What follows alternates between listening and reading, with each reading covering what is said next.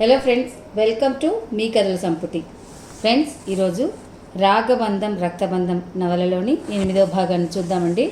నవలలోకి వెళ్లే ముందు ఇంకా ఎవరైనా మన ఛానల్ని సబ్స్క్రైబ్ చేయనట్లయితే తప్పకుండా ఛానల్ని సబ్స్క్రైబ్ చేయండి, లైక్ చేయండి, షేర్ చేయండి, కామెంట్ చేయండి. ఆసక్తి ఉన్న మీ స్నేహితులకు, బంధువర్గానికి మన ఛానల్ని షేర్ చేసి ఛానల్ని వారి చేత కూడా సబ్స్క్రైబ్ చేయించి నన్ను నా ఛానల్ని ప్రోత్సహిస్తారని ఆశిస్తున్నాను. ప్లీజ్ సబ్స్క్రైబ్ టు మీ కథల సంపుటి ఛానల్. ఇక నవలలోకి వెళ్ళిపోదామా. మరి చదువుతున్నది శాంతినారాయణ. ఇప్పటికే 2 తిన్నాడు, ఏదైనా తేడా చేస్తుంది. నువ్వు తినేయచ్చు కదా అన్నాను మందలింపుగా. అబ్బా, నీతో వచ్చిన గొడవ ఇదే. వద్దంటుంటే బలవంతంగా తినిపిస్తావు. నాకు ఇష్టం ఉండదన్నానుగా అంది కాస్త విసుగ్గా. సర్లే, ఇలా ఇవ్వు, నేను తింటాను. నీకు అసలు తినడం చేతనైతే కదా అంటూ ఆమె చేతిలో కప్పు లాక్కుని అబ్బురంగా అమృతం తిన్నట్టు తింటుంటే లలిత నా వైపు వింతగా చూసింది. అబ్బా, ఎంగిలి ఎలా తింటున్నావు అంది ముఖం అదోలా పెట్టి. లలిత, నీ ఎంగిలి నాకు చిరాకెందుకు అనిపిస్తుంది? అమృతంతో సమానం. నీలో ప్రతి అణువు నాకు అపురూపం, అద్భుతం, అమోఘం. నీ శరీరం ఒకటి, నా శరీరం ఒకటి కాదు. నువ్వే నేనుగా బ్రతుకుతున్నాను. నా తనువులో, శ్వాసలో, నా ధ్యానంలో అంతటా నువ్వే ఉన్నావు, ఉండిపోయావు. నా అనురాగ రాణివి నీవు. అలాంటప్పుడు నీ ఎంగిలి నాకు చిరాకెందుకని వస్తుంది? మనసు మూగగా ప్రశ్నించింది. నా ఎంగిలి ఎలా తింటున్నావు అంది మళ్ళీ నన్ను కుదుపుతూ. చమత్కారంగా నోటితోటి అన్నాను టక్కున. లలిత నా వైపు విస్మయంగా చూస్తోంది. ఏమిటలా చూస్తున్నావు అన్నాను. చిన్నప్పటి రోజులు గుర్తుకొస్తున్నాయి అంది చిన్నగా నవ్వుతూ. ఏ సన్నివాసం గుర్తుకొచ్చింది చెప్పు అన్నాను ఖాళీ కప్పు పడేసి. మనిద్దరం జామకాయలు కోసుకోవడానికి తోటలకు వెళ్ళేవాళ్ళం కదా. నువ్వేమో చెట్టెక్కి కాయలు కోసిచ్చేవాడివి. జామకాయలు కొరికి వగరగా ఉన్నాయని పడేస్తుంటే నీకు అసలు తినడం రాదు అంటూ నా చేతిలోని ఎంగిలి జామకాయలు లాక్కొని అబ్బురంగా తినేవాడివి కదా. ఆ సన్నివేశం గుర్తుకొస్తుంది. నువ్వు అప్పుడు ఇప్పుడు ఒకేలాగున్నావు. నీ ప్రవర్తనలో ఏ మార్పు రాలేదు. చిన్నప్పటి నీ స్నేహ మాధుర్యం ఇంతకాలమైనా ఏ మార్పు లేకుండా నీలో తొణికిసలాడుతోంది అంది చిరునవ్వుతో. నాకు సన్నివేశం గుర్తుకొచ్చింది అన్నాను. ఏమిటది చెప్పు అంది కుతూహలంగా. ఆ రోజు మీ ఇంటి ఆవరణలో దొంగ ఆట ఆడుకుంటున్నాం. నువ్వు నా కళ్ళకు గంతలు కట్టి పారిపోయావు. నిన్ను వెతుక్కుంటూ బయలుదేరి నువ్వేమోనని మీ నానమ్మ జుట్టు పట్టుకుని ఈడ్చుకొచ్చాను. దొంగ దొరికింది అంటూ. అప్పుడు మీ నానమ్మ కోపంతో, ఒరే వెధవా, సచ్చినోడా, నా జుట్టు పట్టుకుని లాగుతావేంట్రా, నీకు నేనే దొరికానా అంటూ నా వీపు మీద దబదబ బాధేసింది. నేను ఆమె గొంతును పసిగట్టి గబగబా కళ్ళకు కట్టిన గుడ్డను లాగేసి చూసిదినా, ఎదురుగా మీ నాన్నమ్మ భద్రకాళిలా ఊగిపోతుంది. నేను బెదిరిపోయి దెబ్బతో ఒకటే పరుగు తీశాను. నీకు గుర్తు రాలేదు అడిగాను. ఎందుకు గుర్తు రాలేదు, ఇప్పటికీ గుర్తుకొస్తుంది అంటూ లలిత కిలకిలా నవ్వసాగింది. ఆమె సిరివెన్నెల దరహాసాలను మైమరపుగా తిలకించసాగాను. ఆమె పగడంపు పెదవులపై చిరునగవులు, మౌక్తికాలు జలజలా రాలిపోతుంటే ఓ గడసరి అల వచ్చి ఆ ముత్యాలను ఏరుకుని గబగబా పారిపోయింది. నాకు మాత్రం ఆ అలల మీద చాలా కోపం వచ్చింది. సముద్రంలో అన్ని ముత్యాలుండగా ఆ గడసరి అలకు కూడా నా లలిత చిరునగువులే, మౌక్తికాలే కావాల్సి వచ్చాయా? లలితనే పార్యవస్యంగా చూస్తూ ఉన్నాను. సరిగ్గా అప్పుడు నా ఫ్రెండ్ కనిపించాడు. వాడు నా దగ్గరికి వచ్చి, హలో మాధవ్, బాగున్నావా అంటూ నవ్వుతూ కరచాలనం చేశాడు. హాయ్ శేఖర్, ఈ ఊరెప్పుడొచ్చావు? ఆనందంతో ఉక్కిరి బిక్కిరి అయిపోతూ వాడిని ఆలింగనం చేసుకున్నాను. హైదరాబాద్ యూనివర్సిటీలో చదువుతున్నప్పుడు వాడు నా క్లాస్మేట్, రూమ్మేట్ కూడా. ఇక్కడికి వచ్చి 2 నెలలైంది. ఇక్కడ గవర్నమెంట్ హాస్పిటల్కి ట్రాన్స్ఫర్ అయింది. ఈ బాబు మీ బాబా? అచ్చం నీ పోలికే, నోట్లో నుండి ఊడిపడ్డాడురా.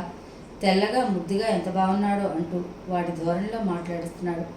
నాకు సమాధానం చెప్పే అవకాశం ఇవ్వకుండా నా నోట్లో వచ్చి పచ్చి వెలక్కాయ పడ్డట్టు చేశాడు. పక్కనే లలిత ఉంది. ఏం సమాధానం చెప్పాలి? అవుననా కాదనా? కాదని చెప్పడానికి నా మనసు అంగీకరించడం లేదు. అవునని చెప్తే లలిత ఏ విధమైన రియాక్షన్ వస్తుందో భయంతో బిగుసుకుపోయాను. ఆ టాపిక్ మారుస్తూ, రారా అలా వెళ్ళి సిగరెట్ కాల్చుకుంటూ మాట్లాడుకుందాం అంటూ లలితకు కొంచెం దూరంగా నిలబడ్డాం. ఓ 4 పిల్లలు ఒడ్డుకు కొంచెం ముందుకు వెళ్ళి ఆడుకుంటున్నారు. బాబుగాడు వాళ్ళతో కలిసిపోయి కేరింతలు కొడుతున్నాడు. అలలు వేగంగా ముందుకు వచ్చినప్పుడు భయంతో ఒడ్డుకు పరిగెడుతున్నారు. అవి తిరిగి వెళ్తుంటే వాటి వెనుక హుషారుగా పరిగెడుతున్నారు పిల్లలు. మా ఫ్రెండ్స్తో మాట్లాడుతూ వాళ్ళనే గమనిస్తున్నాను. లలిత, వాడిని చూస్తుండు, లోపలికి వెళ్తాడు అంటూ లలితను హెచ్చరించాడు. పర్వాలేదు, నేను ఇక్కడే ఉన్నానుగా. ఆ కబుర్లు ఈ కబుర్లు చెప్పుకున్న తర్వాత మిత్రుడు ఇక వస్తానంటూ చెప్పి వెళ్ళిపోయాడు. సరిగ్గా అప్పుడు జరిగింది ఆ దుర్ఘటన. ఓ పెద్ద కెరటం మృత్యు రూపంలో వచ్చి బాబుగాడిని శరవేగంతో లాక్కెళ్ళిపోతోంది. భయంతో గుండె జల్లుమనింది, ఒళ్ళు జలధరించింది. ఆందోళనగా ఆవేదనలతో ఒళ్ళంతా చెమటలు పోస్తున్నాయి. మృత్యు రూపంలో ఉన్న ఆ కెరటం బాబుగాడిని మృంగేయాలన్నట్టుగా నోట ఖర్చిపోతుంటే లలిత బాబు బాబు ఆర్తనాదం చేస్తూ వెంటబడింది. నేను మెరుపులా వెళ్ళి, లలిత నువ్వు రావద్దు, నేనున్నానుగా, నీకేం భయం లేదు అంటూనే శరవేగంతో ఒకటే పరుగు పెట్టాను ఆ కెరటం వెనుక. ఎలా పరుగు పెట్టానో నాకే తెలీదు. మృత్యు రూపంలో ఉన్న ఆ కెరటం బారి నుండి నా బిడ్డను లాక్కుని గుండెలకు అదుముకున్నాను. మళ్ళీ ఓ దయార్థ కెరటం మా ఇద్దరిని తీసుకొచ్చి ఒడ్డున పడేసింది. ఇదంతా ఓ 2 క్షణాల్లో జరిగింది. విపరీతమైన టెన్షన్తో నా గుండె దడదడా కొట్టుకోసాగింది. లలిత భోరును ఏడుస్తోంది. బాబుగాడిని లలితకిచ్చి 2 చేతులు వెనక్కి వాల్చి నీరసంగా ఆ ఇసుకలోనే చతికిలు పడిపోయాను. భయం చేత కలిగిన ఆయాసంతో రొప్పుతున్నాను. గుండె లబ్డబ్ అంటూ వేగంగా పెద్ద శబ్దం చేస్తూ కొట్టుకుంటోంది. నా అదృష్టం బాగుండి పెద్ద ఘోరం తప్పిపోయింది. లేకపోతే నా ప్రాణానికి ప్రాణమైన బాబుకి ఏదైనా అయితే తను బ్రతకగలడా? లలిత బ్రతుకుతుందా? భగవాన్, నిజంగా నువ్వు ఉన్నావు, నా బిడ్డను కాపాడావంటూ మనసులోనే ఆ దైవానికి అంజలి ఘటించాను భక్తితో. లలిత ఏడుస్తూ, బాబు, నాన్న, కన్నా, మాట్లాడవు అంటూ వాణ్ణి ఒడిలో వేసుకుని ముఖం అటు ఇటు తిప్పుతోంది ఆశగా చూస్తూ. భయంగా నా భుజం తట్టి, మాధవ్, బాబు మాట్లాడటం లేదు ఆందోళనగా అడుగుతోంది. కంగారుగా బాబుని కింద పడుకోబెట్టి పరీక్ష చేసి 2 చేతులతో కడుపు సున్నితంగా నొక్కాను. అంతే, నోట్లో నుండి భళ్ళున నీళ్లు యువతలకొచ్చాయి. అనుమానంగా పల్స్ చూశాను. గుండె కొట్టుకుంటోంది. ప్రాణానికి ఏం భయం లేదు, కానీ స్పృహ తప్పాడు అంతే. అప్పటికప్పుడు ప్రాథమిక చికిత్స చేశాను. లలిత నన్ను పట్టుకుని బావురమని ఏడ్చింది. మాధవ్, బాబుకి ఏమీ కాలేదుగా? ఆవేదనగా ప్రశ్నించింది. దైన్యంగా చూస్తోంది. బాధతో పెదవులు వణుకుతున్నాయి. చిగురుటాకు లాంటి ఆమె శరీరం భయాందోళనతో గజగజ వణుకుతోంది. లలిత, బాబుకి ఏం పర్వాలేదు, స్పృహ తప్పాడంతే, ఊరుకో అంటూ నా ప్రయత్నం లేకుండానే ఆమె నడుం చుట్టూ చేతులు చేర్చి గుండెలకు అదుముకొని ఓదార్చసాగాను. ఎంతో కష్టంలో ఉన్నప్పుడు ఇలా ప్రవర్తించడం తప్ప ఒప్ప అనే ఆలోచన తావు ఉండదు. నిజంగా లలిత పరిస్థితి కూడా అటువంటిదే. నాలో కూడా ఏ దురుద్దేశం లేదు, ఓదార్పు తప్పిదే. మా ఇద్దరికి ఒకటే బాధ. ఆమె తల్లి, నేను తండ్రిని. ఆమె స్త్రీ కాబట్టి పైకి ఏడవగలుగుతోంది, నేను పురుషుణ్ణి కాబట్టి పైకి ఏడవలేకపోతున్నాను అంతే. నా గుండెల్లో దుఃఖం సుడలు తిరుగుతోంది. గబగబా బాబుని ఎత్తుకుని, లలితారా, తొందరగా హాస్పిటల్కి వెళ్దామంటూ ఆమె భుజం చుట్టూ చేయి వేసి నడిపించుకుంటూ కారు దగ్గరికి తీసుకెళ్లాను. ఫ్రంట్ సీట్లో నా పక్కన శక్తి లేని దానిలా కూలబడిపోయింది లలిత. మాటిమాటికి బాబు, శ్రీ, నాన్న, నాతో ఒక్కసారి మాట్లాడరా దైన్యంగా అంటూ వాడి ముఖాన్ని 2 చేతుల్లోకి తీసుకుని రోధిస్తోంది. నేను అన్యమనస్కంగా డ్రైవింగ్ చేస్తున్నాను. నా గుండెల్లో అలజడి ఇంకా తగ్గలేదు. ఉన్నట్టుండి బాబు, మమ్మీ మమ్మీ అని మూలిగాడు. నా ప్రాణం లేచొచ్చింది. కారు ఆపి బాబుగాడిని కంగారుగా చూశాను. వాడు మెల్లగా కళ్ళు తెచ్చాడు. లలిత ముఖం ఇప్పుడు పున్నమి జాబిల్లా ప్రకాశిస్తోంది. మాధవ్, బాబు చూస్తున్నాడు, మాట్లాడుతున్నాడు ఆనందంగా అంటూ గబగబా వాడి ముఖం అంతా ముద్దులతో నింపేసింది. లలిత దగ్గరుండి బాబుని ఆత్రంగా తీసుకుని గుండెలకు ప్రేమగా అదుముకొని మేనంతా నిమరసాగాను. నా కళ్ళు అప్రయత్నంగా వర్షించసాగాయి. నాన్న, నిన్ను నిజంగా ఆ దేవుడే కాపాడారా? నేనెంతో అదృష్టం చేసుకోబట్టి నువ్వు నాకు దక్కావంటుంటే నా గొంతు పూడుకుపోయింది. లలిత నా వైపు కృతజ్ఞతగా చూస్తూ, మాధవ్, దేవుడెక్కడో లేడు, నీలోనే ఉన్నాడు. దేవుళ్ళ వచ్చి నీ ప్రాణాన్ని కూడా లెక్క చేయకుండా నా బిడ్డ ప్రాణాన్ని కాపాడా. నిజంగా నీ మేలు ఏ జన్మకు మరవలేను. ఆత్మీయంగా నా చేయిని స్పృశించింది. పిచ్చి లలిత, ఏ తండ్రి అయినా నేను చేసిందే చేస్తాడు. కష్టాల్లో ఉంటే తన ప్రాణాన్ని తెగించి తన బిడ్డను కాపాడుకుంటాడు. నేను చేసింది త్యాగం కాదు, తండ్రిగా నా విధి అంతే. ఇందులో తండ్రిగా నా స్వార్థం ఉంది అని నాలోనే నేను గొడుక్కున్నాను. మాధవ్, ఇందాక మీ ఫ్రెండ్ బాబుని చూసి మీ అబ్బాయా అని అచ్చు నీ పోలికలే నీ నోట్లో ఉంచి ఊడిపడ్డా అంటున్నాడు కదా అంది. నేను అదిరిపడ్డాను. అవును, ఇప్పుడు ఎందుకు ఆ గొడవ? కంగారుగా తడబడుతూ అన్నాను. బాబు సంవత్సరం పిల్లాడప్పుడు అందరూ మీ అబ్బాయా, అచ్చు డాక్టర్ మాధవ్ గారిలా ఉంటాడు అని అంటుంటే నేను అంతగా పట్టించుకునేదాన్ని కాదు. కానీ ఎదిగే కొలది వీడిలో నీ పోలికలు చేష్టలు స్పష్టంగా కనిపిస్తున్నాయి. మా అత్తగారితో ఈ విషయం అంటే ఆమె తిట్టింది. మనిషిని పోలిన మనుషులుండరా, పిచ్చి పిచ్చి ఆలోచనలు చేయమాకు అంటూ చివాట్లు పెట్టింది అని నా వైపు చూసింది, నా సమాధానం కోసం అన్నట్టుగా. నా గుండె గుబేలు మంది. నన్ను నేను కంట్రోల్ చేసుకోవాల్సి వచ్చింది. అవును లలిత, మనిషిని పోలిన మనుషులు ఉంటారు అన్న గిల్టీగా ఫీల్ అవుతూ. అవును, అది నిజమే అంది. అమ్మయ్య, ఒక గండం గడిచింది అనుకుంటూ కార్ స్టార్ట్ చేశాను. కారు ముందుకు కదిలింది. ఈ మధ్యకాలంలో సులోచన బాబుగాడి మీదకి చీటికి మాటికి విసుక్కోవడం, కసురుకోవడం నాకు కంటపడింది. బాబుగాడంటే ఎంత అభిమానం కురిపించే సులోచన హఠాత్తుగా ఇలా మారిపోవడానికి కారణం అత్తయ్య చాడీల ప్రభావమే. సులోచనలో వచ్చిన వింత పరిణామానికి మనసు ఎంతో గిజగిజలాడింది. శ్రీరామచంద్రుణ్ణి కన్నబిడ్డగా కన్నా మిన్నగా ప్రేమించి ఆదరించి నా కైకేయి అంతటి శ్రీమూర్తినే మార్చేసిన మందర లాంటి అత్తయ్య వచ్చి ఓ 10 రోజులైందో లేదో మా ఇంటిని ఓ నరకంగా మార్చేసింది. బాబుగారిని నేను అధికంగా ప్రేమించడం, అపురూపంగా చూసుకోవడం ఆమె కంటికి ఇంపుగా లేదు. ఆ రోజు నా గదిలో శ్రీకాంత్ డ్రెస్సింగ్ టేబుల్ ముందు కూర్చుని స్ప్రే బాటిల్ తీసి స్ప్రే చేసుకుంటుండగా పొరపాటున చేతిలో నుండి జారి కింద పడింది. అంతే, సులోచన కోపంతో ఇంత ఎత్తున వాడి మీద రంకెలు వేసింది. అయ్యయ్యో, నిక్షేపం లాంటి సెంటు బాటిల్ పాడు చేసావు కదరా, అయినా వేరేడంత లేవు, నీకు సెంటు బాటిల్ కావాల్సి వచ్చిందా? ఇదేనా మీ అమ్మ నీకు నేర్పిన డిసిప్లిన్? ఇంటింటికి వెళ్ళి వస్తువులు పాడు చేయమని పంపిస్తోందా? వ్యంగ్యంగా అరిచింది. ఆమె వైపు విస్మయంగా చూశాను. లలితను అలా క్రిటిసైజ్ చేసేసరికి నాకు పౌరుషం పొడుచుకొచ్చింది. సులోచన, ఎందుకలా హిస్టీరికా వచ్చిందానిలా ఆడుస్తున్నావు? ఏదో పొరపాటున చేతిలోండి జారి కింద పడింది, దానికి ఎంత రాద్ధాంతం దేనికి? తీవ్రంగా అడిగాను. 150 రూపాయల ఫారెన్ పెర్ఫ్యూమ్ పాడైతే బాధగా ఉండదు? మీరు బాగా చనువిచ్చి నెత్తికెక్కించుకుంటున్నారు. అయినా ఎక్కడుండే వాళ్ళని అక్కడ ఉంచాలి అంది. సులోచన, అర్థం లేకుండా మాట్లాడు. వాడికి ఇంట్లో సర్వ హక్కులు ఉన్నాయి. వీడిని పరాయివాడిగా జమకట్టి విమర్శిస్తే నేను సహించను ఉద్వేగంగా అన్నాను. శ్రీకాంత్ బెదురుచూపులు చూస్తూ వెక్కిళ్ళు పెట్టి ఏడవనారంభించాడు. వాడిని ఆ స్థితిలో చూసేసరికి నా గుండె నీరైంది. శ్రీ, ఏడవకు నాన్న, ఆంటీకి మధ్య ఏదో దుష్టశక్తి ఆవహించింది, అందుకే నీ మీద చీటికి వాటికి చిందులేస్తోందన్నాడు వాణ్ణి ఒళ్ళోకి తీసుకుంటూ బుజ్జగిస్తూ. సులోచన నా వైపు చురుగ్గా కోపంగా చూస్తుంది. మీరేమంటున్నారో మీకు కాస్తైనా అర్థమవుతుందా? ఇంతకీ ఆ దుష్టశక్తి ఎవరో అంది రోషంగా. నా చేత చెప్పించాలని చూడకు. పాలలాంటి నీ మనసులో ఇంత విషం గుమ్మరించిన ఆ మహాతల్లి ఎవరో నీకు తెలియక కాదు. నన్ను అడుగుతున్నావా? నీకు తెలుసు. చెప్పుడు మాటలు వినడం అంత మంచిది కాదన్నాను. మీరెవరిని అంటున్నారో నాకు అర్థమైందిలేండి అంది చురుగ్గా నా వైపు చూస్తూ. అయితే మంచిదే, కానీ దుష్టులకు దూరంగా ఉండడం నేర్చుకో. మీ చిన్ననాటి మిత్రురాలు లలిత గారు ఒక్కరే మీకు దేవతగా అనిపిస్తున్నారనుకుంటాను. మిగతా వారంతా మీ దృష్టిలో దుష్టశక్తులేనన్నమాట. మా అమ్మ రాక ఇన్నాళ్ళకి ఇంటికి వస్తే అల్లుడుగా చాలా మంచి బిరుదులిచ్చి సత్కరిస్తున్నారండి. ఇంకెప్పుడు మా అమ్మను రావద్దని చెప్తాను విసురుగా అంటూ పక్క రూమ్లోకి వెళ్ళిపోయింది. ఆ పిల్లాడంటే అంత కొట్టుకుపోతాడేమిటి మీ ఆయన? అంత ఖరీదైన సెంటు బాటిల్ పగిలిపోతే వాణ్ణి మందలించడం పోయి తిరిగి నీ మీద కోపడుతున్నాడు. అతడి వాలకం చూస్తుంటే ఆ పిల్లాన్ని ఈ ఇంటికి వారసుని చేసేట్లున్నాడే. నీకు ఇక పిల్లలు పుట్టే యోగం ఎలాగూ లేదు. ఆస్తంతా ఆ పిల్లాడి పేరున రాయక మానడు. ఎందుకైనా మంచిది ఒక కంట కనపెడుతూ ఉండు అంటూ అత్తయ్య కూతురికి నూరు పోస్తోంది. అమ్మా, నా కర్మ ఎలా ఉంటే అలా జరుగుతుంది. ఇక ఆ టాపిక్ వదిలే అంది సులోచన. అలాగని చూస్తూ ఊరుకుంటావా?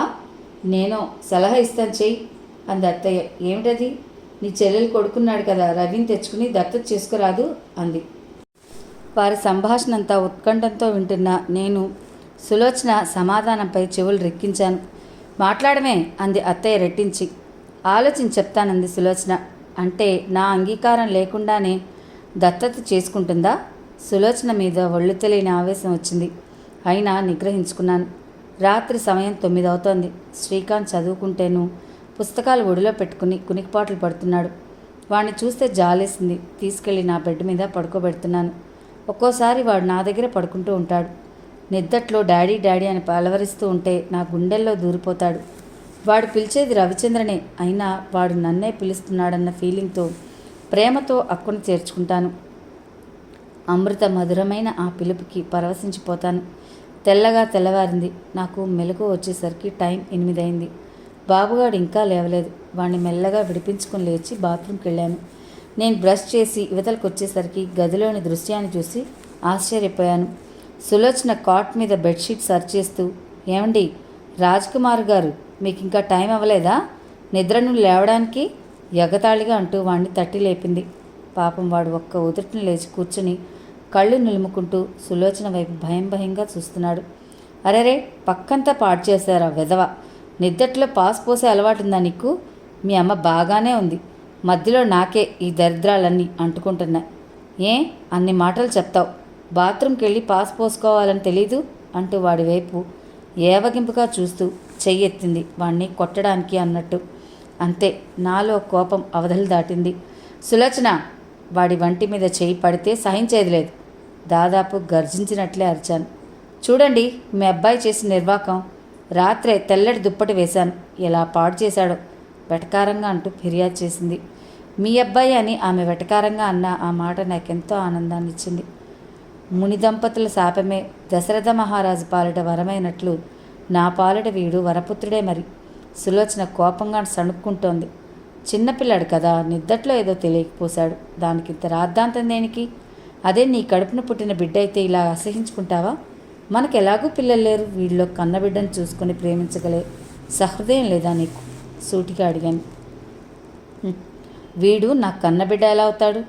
మీ రక్తం పంచుకుని పుట్టాడు కాబట్టి మీలో ప్రేమ పొంగి పొరులుతుంది. అయినా అడ్డమైన వాళ్ళు ఇలా పక్కలేకి తొక్కి పాడు చేస్తే ఇక్కడ సేవలు చేయడానికి ఎవరు లేరు అని విసురుగా అన్నది.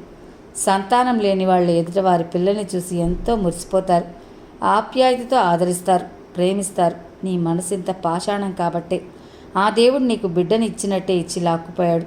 చిచి, నీవింత కఠినాత్మరాలు అనుకోలేదు. ఉద్వేగంగా అన్నాను. ఏమండి, ఇన్ని సంవత్సరాలు కలిసి కాపురం చేసిన నాకంటే మధ్యలో వచ్చిన వీడే ఎక్కువైపోయాడా? నా దురదృష్టాన్ని కించపరుస్తూ నాలోని లోపాన్ని ఎత్తి చూపి వెక్కిరిస్తున్నారా? అవునండి, దేవుడు నా కన్నిటిలోనూ అన్యాయమే చేశాడు. భర్త ఆదరణను, మాతృత్వాన్ని చవిచూడని అభాగ్యురాలని చేశాడు మరి అంటూ వలవలా ఏడ్చింది. ఏదో కోపంలో తొందరపడి నోరు జారాను, కానీ ఈ మాట నేను అనాల్సింది కాదు. నా తొందరపాటుతనానికి నన్ను నేనే తిట్టుకున్నాను. సులోచన వైపు జాలిగా చూశాను. భారమైన గుండెతో అక్కడి నుండి వెళ్ళిపోయాను. ఆ రోజు ఆదివారం కాబట్టి హాస్పిటల్కి వెళ్ళే పని లేదు. అందుకనే ఎక్కువగా ఆదివారం రోజంతా బాబుగారితో గడిపేస్తుంటాను. వాడు నన్ను కథలు చెప్పమని విసిగిస్తుంటాడు. వాడి బాధ భరించలేక ఏదో నాకు తెలిసిన కథలు చెప్పడానికి ప్రయత్నిస్తాను. నేను కథ చెప్పడం ఆరంభించాను. వాడు కొడుతున్నాడు. ఉన్నట్టుండి మధ్యలో అంకుల్ ఇంటికి వెళ్ళిపోతాను అన్నాడు. ఏమ్మా అడిగాను. నాకు ఆకలిస్తుంది, మమ్మీ తొందరగా రమ్మని మరీ చెప్పింది, వెళ్తాను అన్నాడు. సరే అయితేలే, ఇక్కడే మనిద్దరం కలిసి చేద్దామంటూ లేపాను. వద్దంకుల్, మమ్మీ తిడుతుంది, నువ్వు అన్నం తింటే టేబుల్ అంతా ఖరాబ్ చేస్తావు, పాపం ఆంటీకి ఇబ్బంది కదా అని చెప్పింది అన్నాడు. ఏం కాదురా, ఈరోజు సండే కదా, ఆంటీ స్పెషల్ చేసింది అన్నాడు. ఏమిటి ఆసక్తిగా అడిగాడు. నీకు ఇష్టమైన చికెన్ వద్దా అన్నాను. కావాలి సంబరంగా అన్నాడు. సరే అయితే నడు, నువ్వు చేయి వాష్ చేసుకుని టేబుల్ వద్ద కూర్చో, నేను ఈలోపు బాత్రూమ్కి వెళ్ళి వస్తానంటూ వాడికి చెప్పి, సులోచన నాకు బాబుకి అన్నం వడ్డించు అంటూ కేక వేసి బాత్రూంలోకి దూరాను. ముఖం వాష్ చేసుకుని టవల్తో తుడుచుకుంటూ డైనింగ్ రూమ్లోకి అడుగుపెట్టాను. అంతే, అక్కడ దృశ్యాన్ని చూసేసరికి నాకు పట్టరాని కోపం, ఉద్రేకం ముంచుకొచ్చాయి. శ్రీకాంత్ డైనింగ్ టేబుల్ ముందు కూర్చుని ఉన్నాడు. ఇంతలోపు సులోచన వంటింట్లో నుండి విసురుగా వచ్చి, ఏనాయనా వచ్చావా? నేను ఇంకా రాలేదేమిటా అని చూస్తున్నాను. మీ అమ్మ ఈరోజు స్పెషల్ చేయలేదా ఏంటి? ఇక్కడ దాపరించావు, తిను అంటూ అన్నం ప్లేటు వాడి ముందు విసిరి కొట్టింది. ఎప్పుడు ఆంటీని ఇలా భద్రకాళి అవతారంలో చూడని వాడు విసురుగా వెదురుచూపులు చూస్తూ గజగజ వణకటం ఆరంభించాడు. వాణ్ణి ఆ స్థితిలో చూసేసరికి నా గుండె నీరైపోయింది. సులోచన అంటూ గర్జించాను. నన్నెప్పుడు అంత కోపంలో చూడని సులోచన కూడా బెదిరిపోయింది. ఒక ముష్టివాడికి పడేసినట్టు పడేశావు. వాడేమైనా అనాథ అనుకుంటున్నావా? నువ్వు చేసిన ఈ అవమానం రవిచంద్ర కానీ లలిత కానీ చూస్తుంటే ఎంత బాధపడేవారో తెలుసా? వాడు తిండికి గతిలేని వాడు కాదు. వాళ్ళమ్మ నాన్న వాడిని ఎంతో అపురూపంగా గారాభంగా చూసుకుంటున్నారు అన్న సంగతి కూడా నీకు తెలియదు కాదు. నువ్వు పెట్టే వెధవ ముష్టి కూడా తినడానికి వీడు సిద్ధంగా లేడు. వాళ్ళమ్మ కావాలనుకుంటే నిమిషాల మీద పంచపక్ష పరమాణాలు వండి పెడుతుంది తెలుసా? తీక్షణంగా అన్నాను. ఒక తల్లికి ఇద్దరు తండ్రులకు ముద్దల తనయుడు వీడు అనాథ ఎలా అవుతాడు? మీ అందరూ ఉండగా వీడికి లోటేమిటి? తెప్పి పొడుస్తూ అంది. సులోచన అంటూ అరుస్తూ విసురుగా ఆమె దగ్గరికి వెళ్ళి చెయ్యి ఎత్తాను. నాలో సంస్కారం ఏదో నన్ను ఆపింది. ఏ ఆగిపోయారే, కొట్టండి, రెచ్చగొట్టింది. నేను మౌనంగా తల దించేసుకున్నాను. ఉన్నమాట అంటే ఉలికెందుకు అంది రెట్టిస్తూ. చిచ్చి, చాలా వర్స్ట్గా బిహేవ్ చేస్తున్నావు. చదువుకున్నావు, డాక్టర్ హోదాలో ఉన్నావు, ఒక సామాన్య స్త్రీలా ప్రవర్తిస్తున్నావు. విసుక్కున్నాను. ఇన్నాళ్ళు నేనెంత పోగొట్టుకున్నానో ఇన్నాళ్ళకు అర్థమైంది. మీరు చేసే ప్రతి పని సహనంతో మౌనంగా వహించాను. ఇక నాలో సహనం చచ్చిపోయింది. ఈరోజు ఏదో ఒకటి తేలిపోవాలి. నేను కావాలనుకుంటే వీడు మన ఇంట్లోకి రావడానికి వీల్లేదు, లేదా వీడే మీకు ముఖ్యం అనుకుంటే నేను మా పుట్టింటికి వెళ్ళిపోతాను అంది. నా గొంతులో పచ్చి వెలక్కాయ పడ్డట్టయింది. సులోచన నోటి వెంట వెలువడిన స్వార్థపూరితమైన మాటలకు డీలా పడిపోయాను. తల పట్టుకుని కూర్చున్నాను మౌనంగా. మాట్లాడరేం, రెట్టించింది. సులోచన, ఎందుకు ఇలా గోరంతలు కొండంతలు చేస్తావు? ఈ మధ్య ప్రతి చిన్న విషయానికి నాతో కావాలని పోట్లాడి పెట్టుకుంటున్నావు. ఎందుకిలా నన్ను రెచ్చగొడుతున్నావు? బాబుగారిని విడిచి ఒక్క క్షణం ఉండలేనని నీకు తెలుసు కదా, దృఢంగా అన్నాడు. నన్ను విడిచి ఉండగలనన్నమాట, వీడిని విడిచి ఉండలేరన్నమాట. అంటే నన్ను మా పుట్టింటికి పొమ్మనేగా మీ ఉద్దేశం? కంటనీరు పెట్టుకుంటూ ప్రశ్నించింది. సులోచన, ప్లీజ్ నన్ను అపార్థం చేసుకో. నా ఉద్దేశం అది కాదు అని బ్రతిమలాడారు. ఈ రోజుతో తీరిపోయిందిలేండి. మీ మనసులో నాకెంత స్నానం ఉందో. అయితే నా పుట్టింటికి పోతాను విసురుగా అంటూ గదిలోకి వెళ్ళి ఓ 5 నిమిషాల్లో సూట్ కేసుతో బయటకు వచ్చింది. ఆమె చేతిలో సూట్ కేసు లాక్కుని, నా మాట విను, నువ్వు వెళ్ళడానికి వీల్లేదు. ప్లీజ్ సులోచన, అర్థింపుగా అన్నాను. నేనెందుకులేండి మీకు? నేను పరాయిదాన్నే కదా. మీ రక్తం పంచుకుపెట్టిన మీ బిడ్డతో నేను సాట? మీ చిన్ననాటి స్నేహితురాలు ప్రక్కనే ఉంది కదా. మీ అందరికీ నేనందుకు అడ్డు. మీ ప్రియురాలుంది కదా, సమయానికి అన్నీ అమర్చి పెడుతుంది. అవసరం ఉంటే ఆ ఒక్క సుఖం కూడా అందిస్తుందిలేండి, వ్యంగ్యంగా అంది. ఆ మాటలు విన్న నేను ఆవేశంతో ఊగిపోయాను. అప్రయత్నంగా నా చెయ్యి ఆమె చెంపను చెళ్ళు అనిపించింది. ఛీ, నువ్వు మనిషివి కాదు, రాక్షసివి, శాడిస్టువి. సంసారం చేసుకునే ఓ స్త్రీ వైపు, ఓ పవిత్ర స్త్రీమూర్తి వైపు ఎంత నీచాతి నీచంగా నిందలు వేస్తున్నావు. అభంశుభంతు లేని ఆ అమాయకురాల్ని ఇంత తక్కువగా అంచనా వేసి మాట్లాడటం నీకు బాగుందా? ఆమె సౌశల్యం నీకు తెలియంది కాదు. తప్పు చేసిన వాడిని నన్ను భరిస్తాను, ఆమెనంటే నేను సహించలేను తీవ్రంగా అంటూ బయటికి వెళ్ళిపోయాను. అలా బయటికి వెళ్ళిన నేను రాత్రి 9 గంటల ప్రాంతంలో ఇల్లు చేరుకున్నాను. ఇల్లంతా చిన్నపోయింది. ఇల్లాలు లేని ఇల్లు ఎలా ఉంటుందో చిన్నబోక. సులోచన ఒక ఉన్మాదిలా నా మనసు వీభత్సం చేసి వాళ్ళ అమ్మతో పుట్టింటికి వెళ్ళిపోయింది. మనసంతా ఏదో అశాంతి వెలితిగా ఉంది. విసిగిపోయిన మనసు, శరీరం నిద్రను కోరుతున్నాయి. అలానే మంచం మీద వాలిపోయాను. అలా 4 రోజులు తిండి తిప్పలు లేకుండా మంచానికి అంటుకుపోయి ఉంటే నిద్ర అసలు తన ఉనికిని గమనించిందెవరు? తనను తిన్నావా ఉన్నావా అని అడిగే ఆత్మీయులెవరు? అన్నీ ఉండి అనాథగా అలా 4 రోజులు మంచం మీద గడపాల్సి వచ్చినా తన దీనస్థితికి తనకే జాలేసింది. ఆ 5వ రోజు శక్తిని కూడా తీసుకుని బలవంతంగా మంచం మీద నుండి లేచాను. కడుపులో ఒకటే ఆకలి దంచేస్తుంది. హోటల్కి వెళ్ళలేని ఓపిక లేదు. వండుకునే అలవాటు లేకపోయినా కిచెన్లోకి వెళ్ళి వంట ప్రయత్నం చేయబోయి ఉల్లిపాయలు తరగబోయి వేలు కత్తిపీటను ముద్దాడింది. అంతే, రక్తం చిమ్మింది. డెటాల్తో క్లీన్ చేసి బ్యాండేడ్ వేశాను. ఆ రోజు జరిగిన సంఘటన కళ్ళ ముందు మెదిలింది. అప్పటి నుంచి బాబుగాడు రావడం లేదు. వాడిని చూడాలనిపించి లలిత ఇంటికి బయలుదేరాను. అడుగు తీసి అడుగు వేస్తుంటే తూలి పడిపోతానేమో అనిపిస్తోంది నా పరిస్థితి చూస్తుంటే. అయినా లేని శక్తిని కూడా తీసుకుని ముందుకు కదిలాను. నేను వెళ్ళేసరికి లలిత బాబుగాడికి అన్నం తినిపిస్తూ కనిపించింది. నన్ను చూడగానే చిరునవ్వుతో సాదరంగా ఆహ్వానించింది. రా మాధవ్, కూర్చో అంది కుర్చీ చూపిస్తూ. బాబుగాడి పక్కన డైనింగ్ టేబుల్ మీద కూర్చున్నాను. ఏరా నాన్న, ఇంటికి రావడం మానేశావే? శిరస్సు మీద చేయి సాచి నిమురుతూ అడిగాను. మౌనంగా తలదించుకున్నాడు. ఆ రోజు సంఘటన ఒకసారి కళ్ళ ముందు మెదిలింది. అంటే సులోచన సూటిపోటి మాటలు ఈ చిన్నారి హృదయాన్ని బాధించలేదు కదా. నా మనసుని ఎవరో గెలికినట్లయింది. ఎక్కడి నుండో ఎవరో జ్వాలను రగిలించారు. వేరెవరో దానికి బలయ్యారంటూ రేడియోలో పాట వస్తోంది. ఆ పాట విన్న నేను ఉలిక్కిపడ్డాను. మనసుని ఎవరో పిండేస్తున్నట్లుగా అనుభూతి.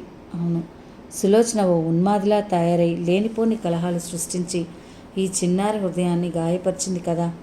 బాధగా కుర్చీ వెనక్కి వాలి కళ్ళు మూసుకున్నాను. లలిత నా వైపు విస్మయంగా, అంతకంటే జాలిగా చూసింది. ఏమిటి మాధవ్ అలా ఉన్నావు? ఒంట్లో బాగలేదా? కంగారుగా అంటూ నా నుదుటి మీద చేయి సాచి చూసింది. అంతే, ఎప్పుడైతే ఆ అమృతమూర్తి హస్తం నా నుదుట స్పృశించిందో నాలో ఆవేదన ఒక్కసారిగా కట్టలై తెంచుకుంది. కళ్ళ నుండి నీళ్లు సెలయేర్లా ప్రవహించసాగాయి. అనుకోకుండా ఆత్రంగా ఆమె చేతి మీద నా చేతిని అదిమి పెడుతూ, మృదువుగా స్పృశిస్తూ, దుఃఖాన్ని పళ్ళ బిగువున అదిమి పెడుతూ పెదవులకు చేర్చుకుని అంటి అంటనట్టు చుంబించాను. లలిత మృదువుగా తన చేతిని వెనక్కి లాక్కుంది. మాధవ్, ఎందుకలా నీలో నువ్వే కుమిలిపోతున్నావు? చిన్ననాటి స్నేహితురాల్ని కదా, ఏదైనా ఉంటే నాతో చెప్పుకోవచ్చు కదా ఆత్మీయంగా అడిగింది. నేను మౌనమే సమాధానమిచ్చాను. మళ్ళీ లలితే, సులోచన గారు లేరా? వాళ్ళ పుట్టింటికి వెళ్ళింది. ఎప్పుడొస్తారు? ఏమో తెలియదు. నీకు తెలియకపోవడం ఏమిటి? నీతో చెప్పి వెళ్ళలేదా? మీ ఇద్దరి మధ్య మనస్పర్ధలా? ప్రశ్నించింది. నేను దేనికి సమాధానం చెప్పలేదు. భార్యాభర్తల మధ్య చిన్న చిన్న పోట్లాటలు తగవులు తప్పవు. కానీ నువ్వు సులోచన వెళ్ళిన దగ్గర నుండి ఎంగిలి పడలేదు, అవునా? నిశ్చితంగా చూస్తూ అడిగింది. మళ్ళీ ఆమె అంది. నీ ముఖమే చెప్తుంది నువ్వెంత నీరసించిపోయావో.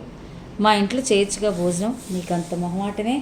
చెయ్యి, వాష్ చేసుకో చేతులు, భోజనం చేద్దు కానీ సున్నితంగా మందలించింది. అన్నం ప్లేట్ తీసుకొచ్చి నా ముందుంచి అన్నం కూరలు వడ్డించింది. ఒక స్పూన్ తీసుకురా లలిత అన్నాను.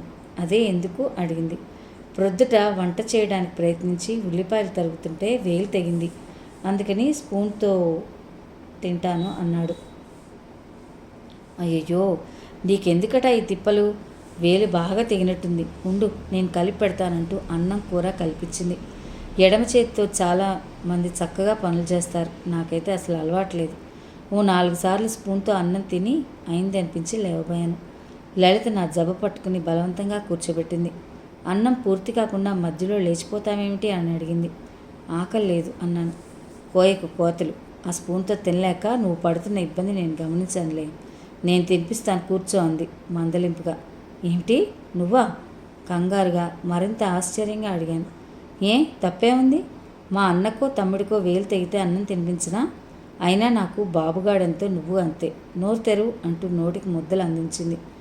అమృతమైన ఆ ముద్దలు తింటుంటే ఆరాధనగా తదేకంగా ఆమెను చూడసాగాను. నేను దురదృష్ట జాతకుణ్ణి, లేకపోతే ఈ అమృతమూర్తి తన సొత్తు అయి ఉంటుందే కదా. ఈ కల్పవృక్షం నాకు దక్కుంటే నా ఆశల సుమాలు విరగబూసి నా జీవితమే నందనవనమయ్యేది కదా. నేను అన్నిటికీ దురదృష్ట జాతకుణ్ణే. కళ్ళు చెమర్చాయి. అబ్బా, మళ్ళీ ఎందుకా కన్నీళ్ళు? ఏం గుర్తుకొచ్చింది? చిరుకోపంగా అడిగింది. చిన్నప్పుడు అమ్మ గోరుముద్దలు తినిపించేదే, ఆ అమ్మ గుర్తుకొస్తుంది. నిన్ను చూస్తుంటే మాట మారుస్తాను. పోనీ మీ అమ్మను అనుకో అంది స్వచ్ఛమైన సిరిమల్లెలా నవ్వుతూ. ఆ మాటలకు ఒక్కసారి త్రుళ్ళిపడ్డాను. అయ్యో లలిత, నా మూగ మనసులో భాషలు నీకెలా వ్యక్తం చేయను అంటూ మనసు కలవరపడింది. అలా 2 రకాల కూరలతోనూ చారుతో అన్నం తినిపించింది. నేను పైకి లేకపోయాను. అదేంటి, మజ్జిగన్నం తినవా అంది. నేను మజ్జిగ పోసుకోనుగా అన్నాను. అదే కుదరదు, మజ్జిగతో కూడా 2 ముద్దలు తినాల్సిందే. అన్నంలో మజ్జిగ పోసి కలుపుతూ అంది. ప్లీజ్ లలిత, నాకు వద్దన్నానా? మజ్జిగ వాసన అంటేనే గిట్టదు. ఒకవేళ తిన్నా వెంటనే వాంతి వెళ్ళిపోతుంది. బ్రతిమలాడుతూ అన్నాను.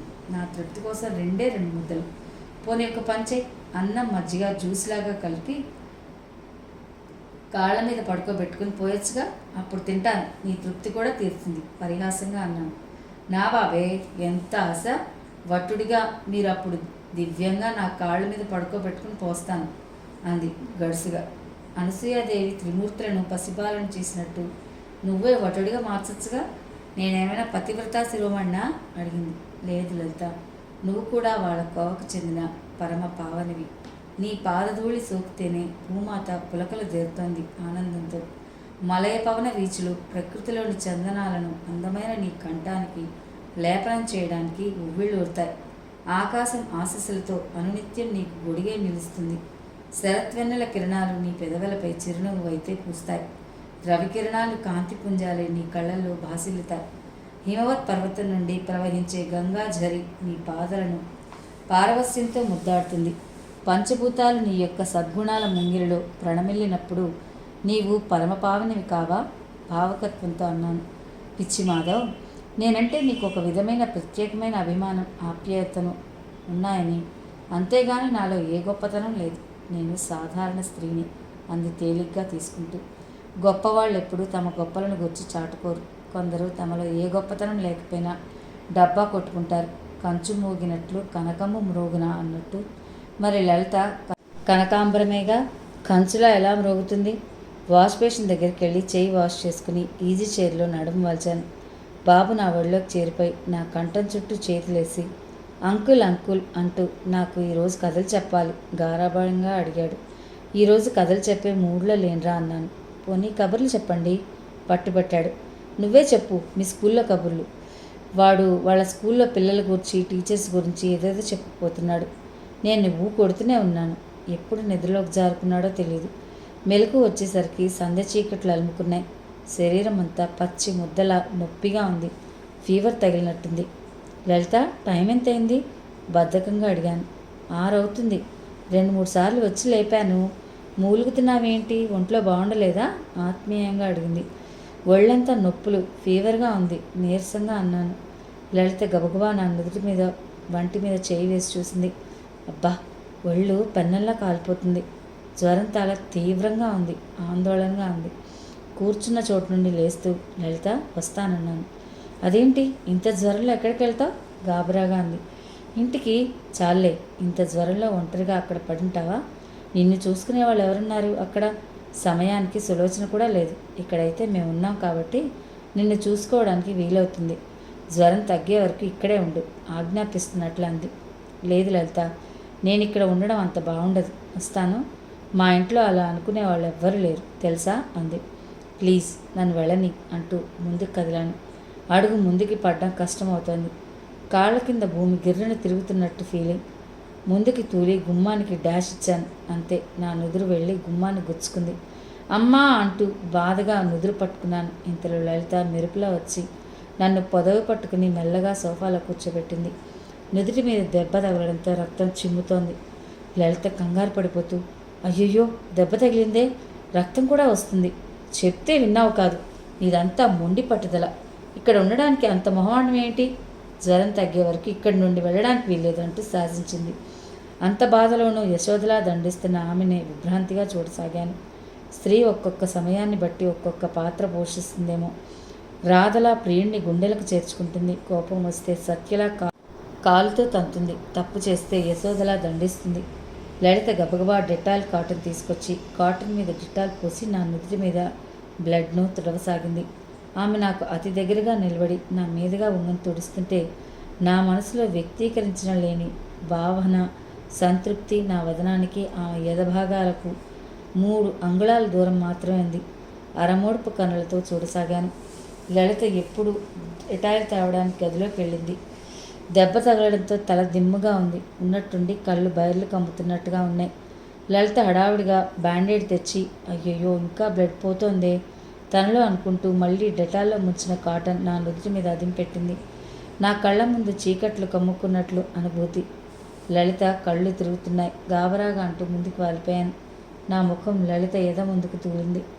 ఒక తల్లికి కన్నబిడ్డను గుండెలకు చేర్చుకుని పొదివి పట్టుకున్నట్టుగా లలిత నన్ను పొదివి పట్టుకుంది. ఆమెనే విభ్రాంతిగా చూడసాగాను. నా నుదుటి మీద బ్యాండేడ్ వేస్తోంది. ఆమె ఇప్పుడు అంకిత భావంతో తమ వృత్తి ధర్మాన్ని నిర్వర్తిస్తూ తమ పనిని చకచకా చేసుకుపోతున్న ఓ వైద్యులా అనిపిస్తోంది.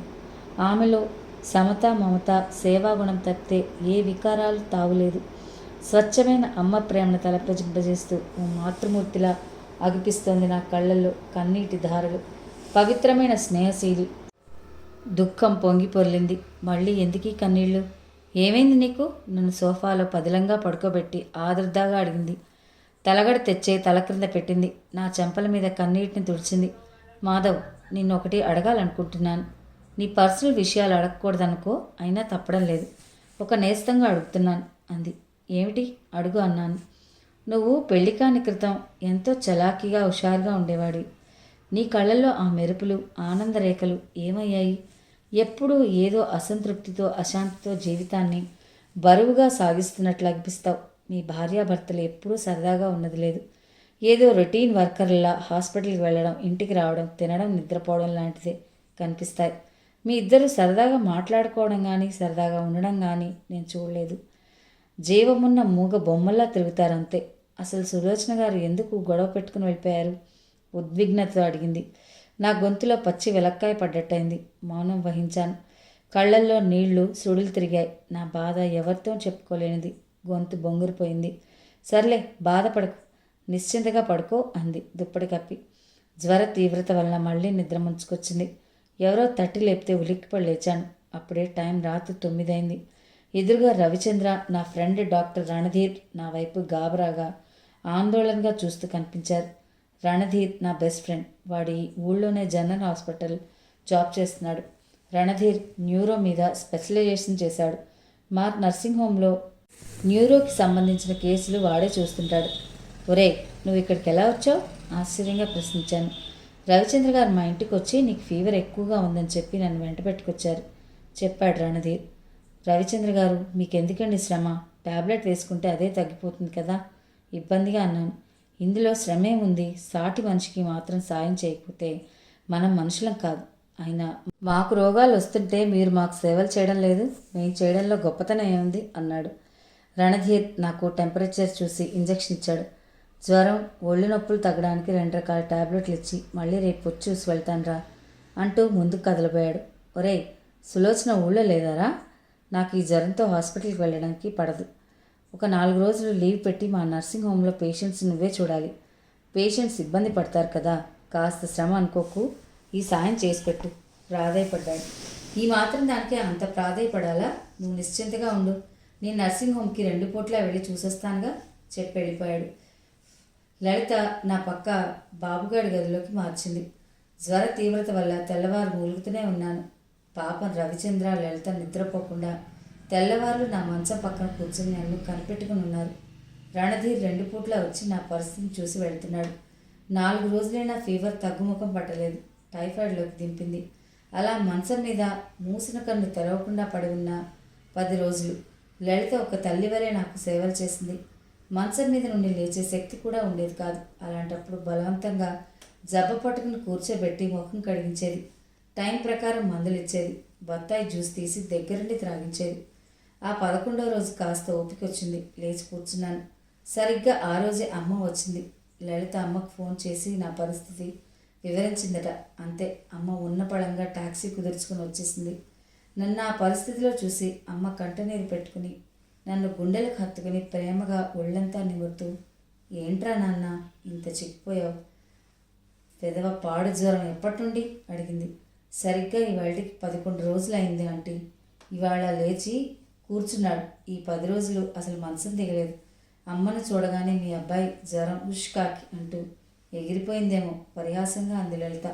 ఆమె వైపు ఆరాధనగా చూస్తూ, అమ్మ, ఈ 10 రోజులు లలితే నన్ను కనిపెట్టుకున్నది. ఒక తల్లిలా సేవలు చేసింది కృతజ్ఞతతో అన్నాడు. చావు బ్రతుకుల మధ్య ఉన్న నా కొడుక్కి నీ రక్తాన్నిచ్చి వాడి ప్రాణాన్ని కాపాడావు. నీవు చేసిన మేలు కంటే నేను చేసింది తక్కువే. అయినా మనం ఏమన్నా పరాయి వాళ్ళమా? చిన్నప్పటి నుండి కలిసిమెలిసి పెరిగిన స్నేహితులం. ఆపదలో ఉన్నప్పుడు ఒకరికొకరు సహాయం చేసుకోకపోతే స్నేహానికి అర్థం లేదు అంది లలిత. అమ్మ లలిత వైపు కృతజ్ఞతగా చూసింది. లలిత, నీ మనసు ఎప్పుడూ నవనీతమే. నీ పలుకులు కర్పూరపు పలుకుల వలె స్వచ్ఛంగా సువాసనలు విమర్శింతాయి.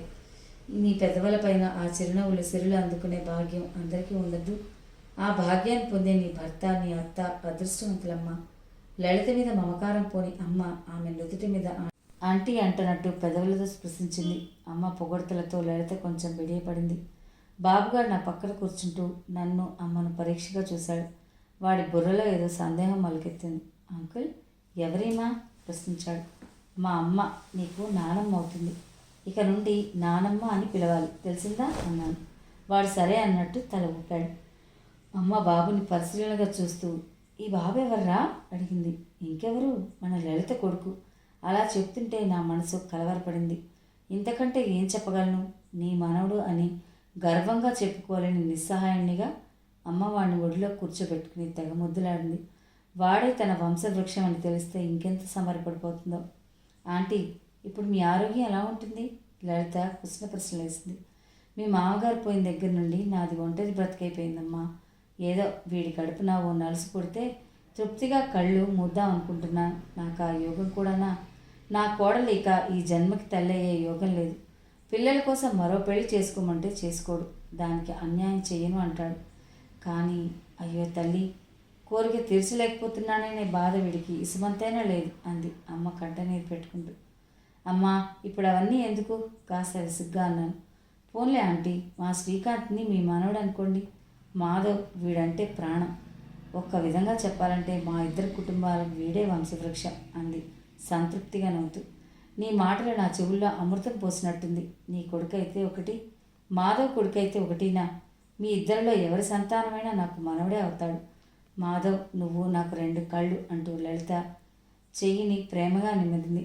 లలిత వంటింట్లోకి వెళ్ళింది.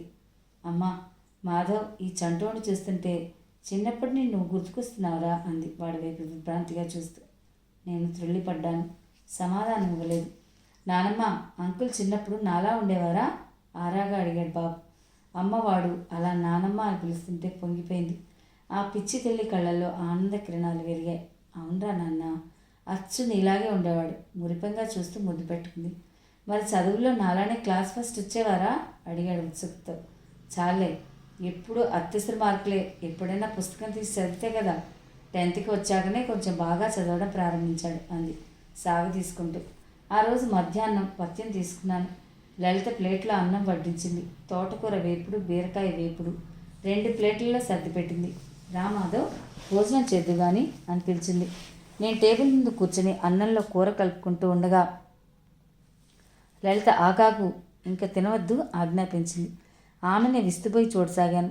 లలిత పొడి అన్నంలో ఇంత నెయ్యి పోసి ముద్దగా చేసి నాకు దిష్టి తీసి బయటపడేసి వచ్చింది. ఆమె చర్యకు ఆశ్చర్యంగా చూస్తూ, నేనేమైనా చంటి పిల్లాడినా? ఎందుకా దిష్టి ప్రశ్నించాను, విషయం బోధపడక. 10 రోజులు లంకణాలు చేసిన తర్వాత ఇన్నాళ్ళకి ఎంగిలి పడుతున్నావుగా, నీ భోజనానికి దిష్టి తగలకూడదని జ్వరంతో ఎక్కువ లంకణాలు చేసి పత్యం తీసుకునేటప్పుడు అమ్మ ఇలాగే దిష్టి తీసి బయటపడేసేది అంటూ నాకు కొసరి వడ్డించింది. వేడి మంచినీళ్ళు చల్లారుస్తూ భోజనం అయిన తర్వాత మంచం మీద వాళ్ళకు నిద్ర వస్తుంది. నిద్రపోయావనుకో మళ్ళీ ఆ మాయదారి జ్వరం రావచ్చు. కార్డ్స్ కానీ క్యారమ్స్ కానీ ఆడుకుందాం అంటూ శాసిస్తున్నట్లు. వేడివేడి అన్నం కూరలు చాలా రుచికరంగా ఉన్నాయి. విభ్రాంతిగా చూస్తూ, లలిత, నీ దగ్గర నేర్చుకోవాల్సింది చాలా ఉన్నాయి అన్నాను మెచ్చుకోలుగా. ఏమిటవి అని అడిగింది. ఆరోగ్య సూత్రాలు. ఫ్రెండ్స్, విన్నారు కదా నవలలోని ఈ భాగాన్ని. ఈ నవల మిమ్మల్ని అందరినీ అలరిస్తుందని ఆశిస్తున్నాను. విన్న ప్రతి ఒక్కరికి నా ధన్యవాదాలు. అలాగే కామెంట్ పెడుతున్న సుధా గారికి నా ప్రత్యేక ధన్యవాదాలు. మరిన్ని మంచి నవలలు వినాలనుకుంటే తప్పకుండా మరి మన ఛానల్ని సబ్స్క్రైబ్ చేయండి, లైక్ చేయండి, షేర్ చేయండి, కామెంట్ చేయండి. ప్లీజ్ సబ్స్క్రైబ్ టు మీ కథల సంపుటి ఛానల్. మరో భాగంతో మీ ముందుంటాను. అంతవరకు సెలవు. నమస్తే.